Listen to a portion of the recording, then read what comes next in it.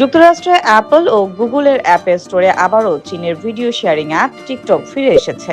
মার্কিন president Donald Trump যুক্তরাষ্ট্রে TikTok ব্যবহারের উপর জারি হওয়া নিষেধাজ্ঞাটি ৫ এপ্রিল পর্যন্ত স্থগিত করেছে।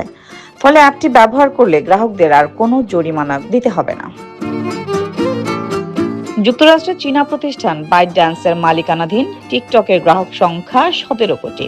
ট্রাম্প গত ২০ জানুয়ারি মার্কিন প্রেসিডেন্ট হিসেবে শপথ নেন।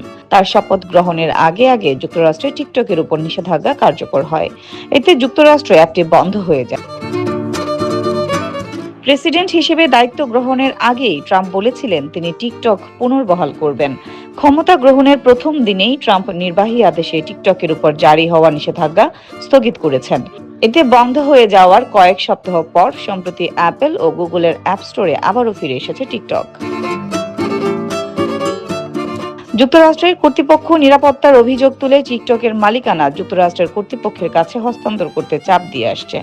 টিকটক কর্তৃপক্ষের পক্ষ থেকে এ নিয়ে আপিল করা হয়। গত বছর বাইটড্যান্সকে মার্কিন কোনো মালিকের কাছে টিকটক এ বছরের ১৯ জানুয়ারির মধ্যে বিক্রি করতে বলা হয়, কিন্তু তা করা হয়নি। এরপর মার্কিন সুপার কোর্ট টিকটক নিষিদ্ধের আইনটি বহাল রাখেন। গত মাসে টিকটকের উপর জারি হওয়া নিষেধাজ্ঞা ৭৫ দিনের জন্য স্থগিত করে নির্বাহী আদেশে স্বাক্ষর করেন ট্রাম্প। এতে বাইটড্যান্স কর্তৃপক্ষ যুক্তরাষ্ট্রে সাময়িকভাবে তাদের কার্যক্রম চালানোর সুযোগ পেয়েছে। সরকারি নির্দেশনায় বলা হয়েছে, যুক্তরাষ্ট্রে যেসব কোম্পানি মোবাইল অ্যাপ্লিকেশন স্টোর বা ডিজিটাল মার্কেট প্লেস পরিচালনা করে তারা এখন টিকটক অ্যাপ ব্যবহার করলে তাদের জরিমানার মুখে পড়তে হবে না। বাজার বিষয়ক বিশ্লেষক প্রতিষ্ঠান সেন্সর টাওয়ারের তথ্য বলছে, যুক্তরাষ্ট্রে সবচেয়ে বেশি ডাউনলোড হওয়া অ্যাপের মধ্যে দ্বিতীয় অবস্থানে আছে টিকটক। ২০২৪ সালে ৫,২০,০০,০০০ বেশি বার অ্যাপটি ডাউনলোড হয়েছে।